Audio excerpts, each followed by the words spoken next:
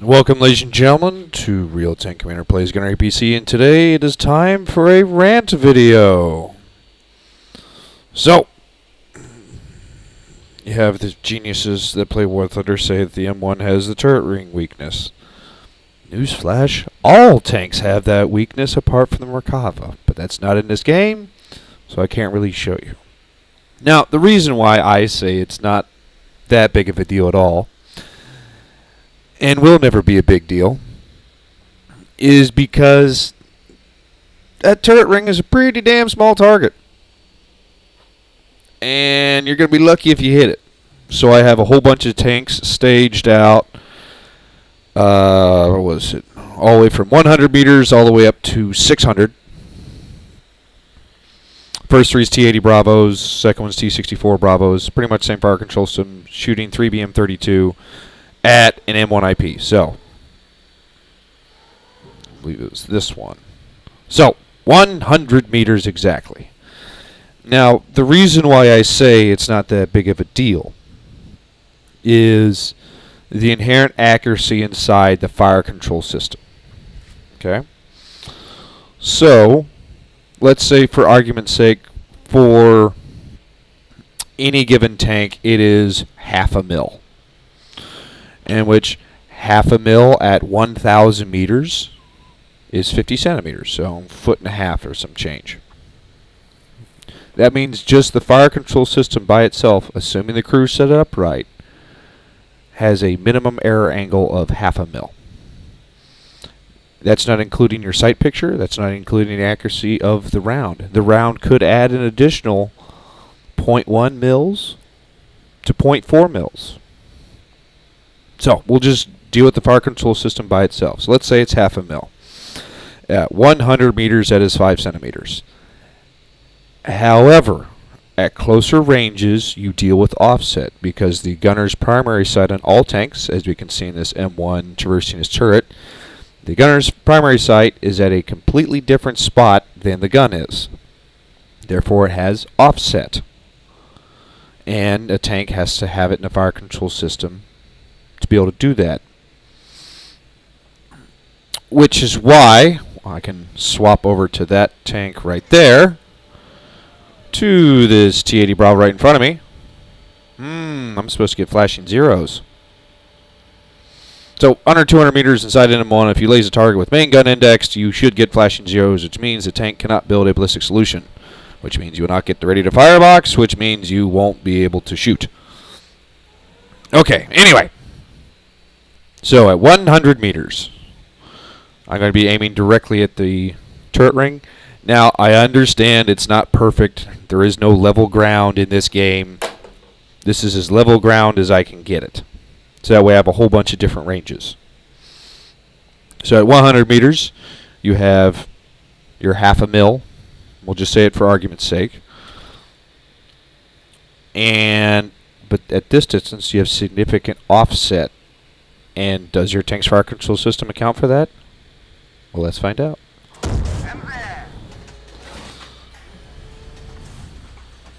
It's not traversing anymore. I'm going to fire 3 rounds at each distance.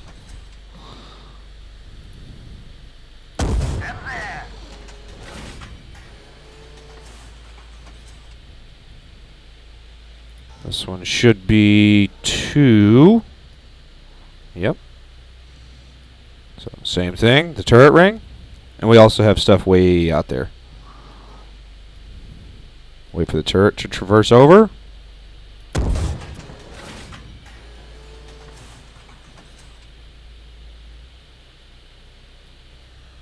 Alright, right here.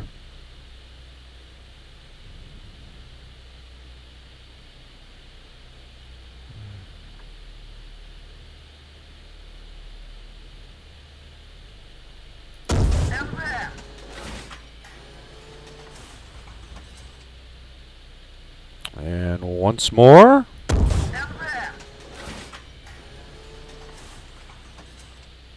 Should be 300.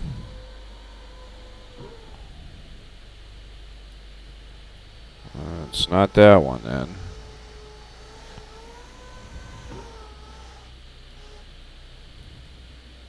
205. Close enough for 300.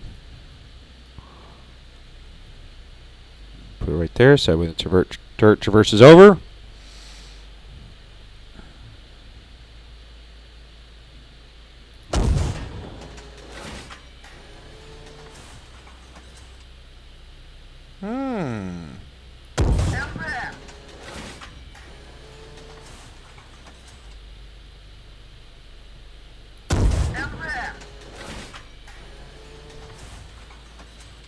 We got the T-64s at 400.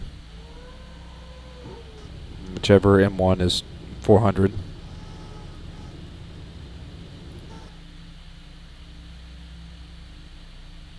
Oh, I must have skipped 400. Okay, whatever. No big deal. Okay, so we'll do this tank. Here's 500. Oh, that's right. Can't really get 400 on this because of the dip in the terrain.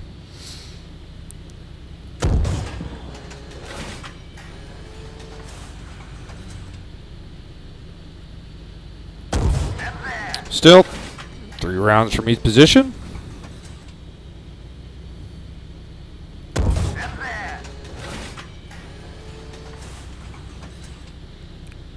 Off to 600. There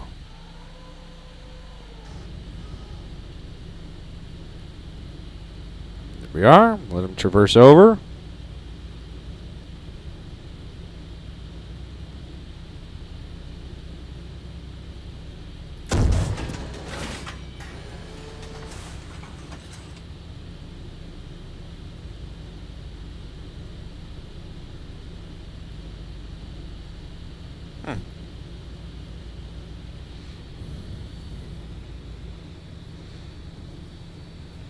And by the way, I'm using Fun Drive, so that way I don't have the enemy AI trying to shoot at me. So I can actually show you guys what I'm talking about. And then we'll put one more main gun round. Okay. And here it is at 7.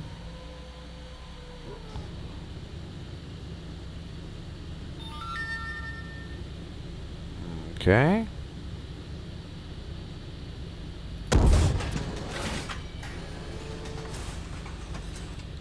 So as you can see, the farther and farther you get away from really close, the harder and harder it is to spot exactly where that turret ring is.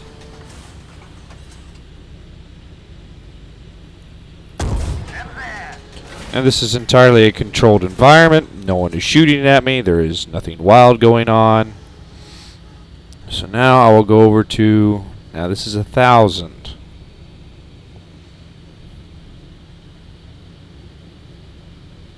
Out there.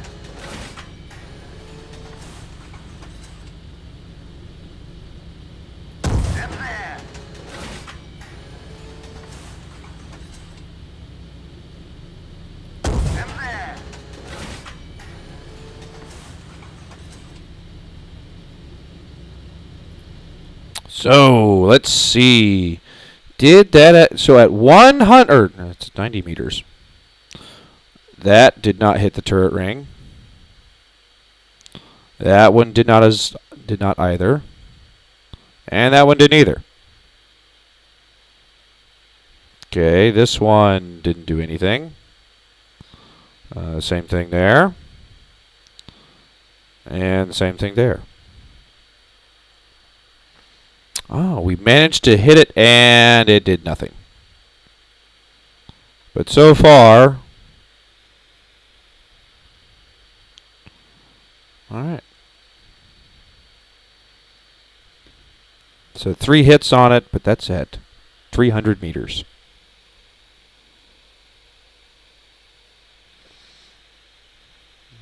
Yeah, that's a turret ring. Just barely. And that one's definitely not. And that one is just a tight, just a skosh above it. Hit the turret ring there. Hit the turret ring there. And smoked straight dead through.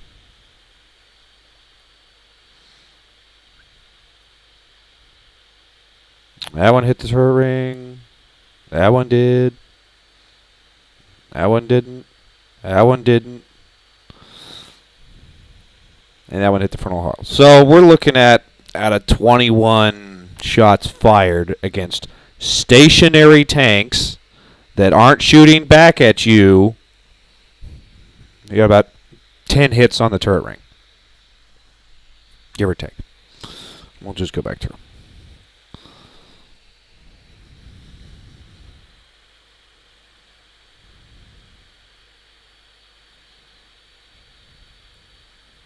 Let's see.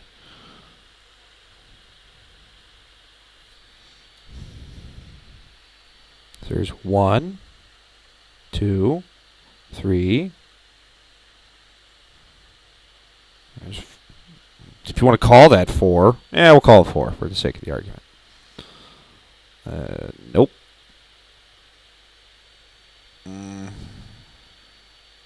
Didn't really hit the turret ring. There's 5, 6, 7, 8, 9, 10. So, I was right the first time. So, 10 out of the 21 shots hit the turret ring. Not all of them penetrated. And this is the most modern, quote-unquote, ammo at the time. So equivalent armor capability, so to speak. And I understand where people are coming from, because they play War Thunder where the tank is perfectly accurate, your ammunition is perfectly accurate, your crew has done all their setup correctly. So in a game format, in War Thunder, of course the M1 has a weak spot, because you can sit there and have it dialed in perfectly to your round is going exactly to where your reticle is aiming. That is not the case on the real thing. Whether it's the M1 or it's the T80 Bravo or T64 Bravo, there's inherent accuracies inside the fire control system. The likelihood of you hitting the turret ring in actual combat is statistically very small. By my best guess, and that's all we really can do is guess, it's probably like a 5% chance of hit at best. Now, people are going to sit here and constantly talk about it and tell me that I'm wrong. That's perfectly okay. That doesn't bother me. Just understand on a real thing, it's not as much of a problem. And I'll bring it back to the accuracy standpoint. So, let's say you are shooting at an M1 and your tank has the accuracy inside the fire control system. So before you fired the main gun round, it has 0.5 mils of deviation.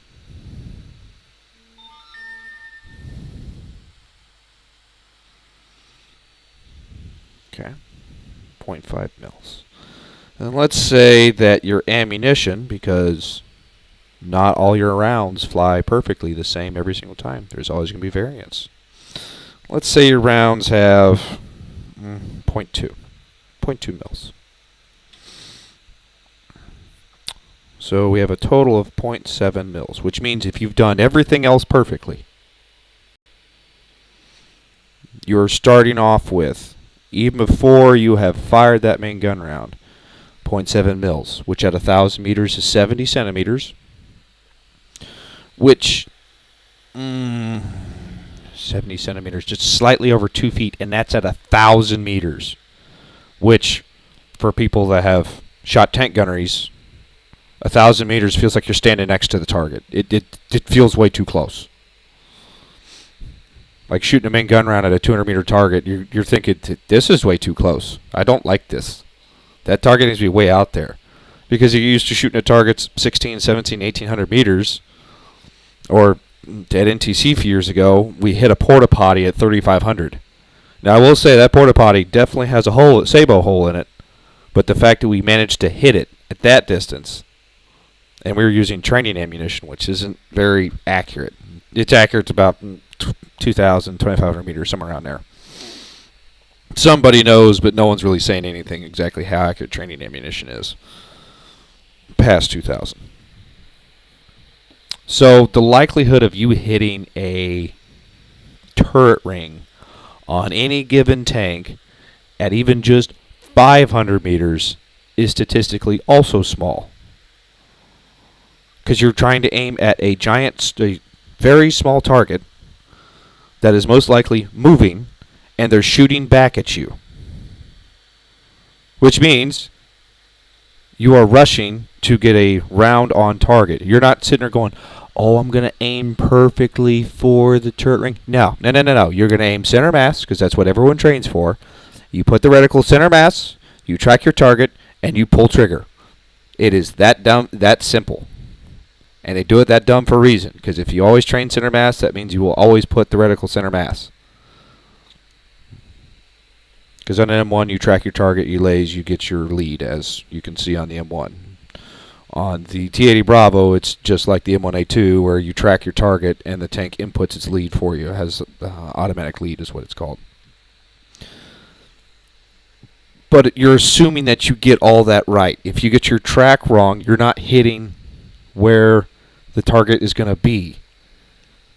So that's why I will never think that the turret ring on any damn tank is that big of a deal. Because the T-80 has this problem. The T-90 has this problem. The T-14, well, that tank doesn't really exist. Yes, it does, but it's, to me, Russia's been at war for what, 3 years now? And that tank still hasn't come out? And they've pulled out God knows how much crap from everywhere trying to put it out there on the battlefield, and they still haven't put the T-14 out? I'm not going to count it yet. But every tank has a turret ring problem. I don't care what anyone says. And the likelihood of you hitting a thing is very, very, very, very, very small. Infinitely smaller than everyone thinks it is. Because we have the War Thunder players that sit there and play a war game. It is a game. That's all it is. It is not true to reality. Even when you play simulator battles, it's still not. Gunner Heat PC is far more realistic than War Thunder will ever be. I don't care what people say. I don't care what people want to do about it. Was it Channel Strike Me, whatever that is called? I could care less. Anyway, thanks for watching the rant. Subscribe for more weird, wild, wacky rants. Have a nice day.